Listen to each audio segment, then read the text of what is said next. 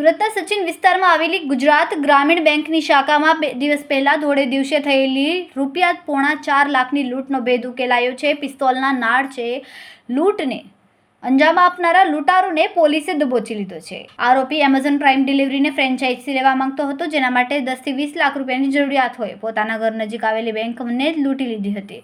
આરોપી ફ્રેન્ચાઇઝી લઈને દર મહિને 80 થી 90 લાખ રૂપિયા કમાવાના સપના જોતો હતો। જોકે હાલ તો તેને પોલીસ સ્ટેશને લોકઅપની હવા ખાવાનો વારો આવ્યો છે। પોલીસે આ મામલે વધુ તપાસ હાથ ધરી છે।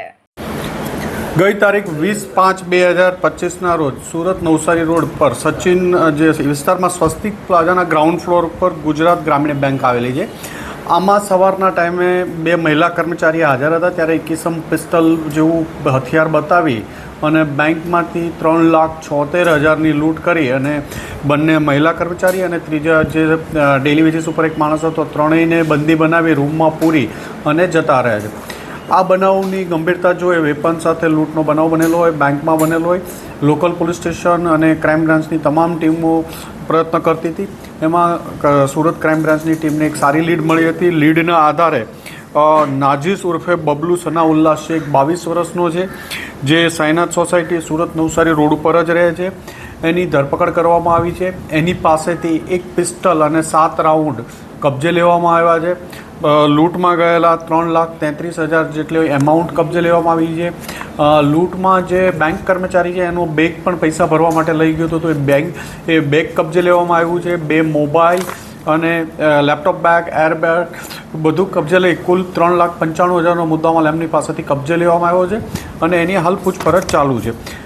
આરોપીને એમેઝોન પ્રાઇમમાં ફ્રેન્ચાઇઝી લેવી હોય કે ડિલિવરી માટેની, પાર્સલ ડિલિવરી માટેની, એટલે 10 થી 12 લાખ રૂપિયાની જરૂર હતી અને એ સચિન વિસ્તારમાં જ રહેતો હોય એટલે એના બેંક ટાર્ગેટમાં હતી અને ત્યાં મહિલા કર્મચારી છે એ પણ એના ધ્યાનમાં હતું, એટલે વહેલી સવારે લૂંટ કરવાના ઈરાદે ઘૂસી ગયો હતો ત્યાં। એણે રેકી કરેલી હતી, બેંકથી નજીક જ રહે છે એટલે એના ધ્યાનમાં પણ હતું કે ત્યાં 2 મહિલા કર્મચારી છે અને ટોટલ 4 માણસો કામ કરે છે, પણ તે દિવસે 3 માણસો જ હાજર હતા।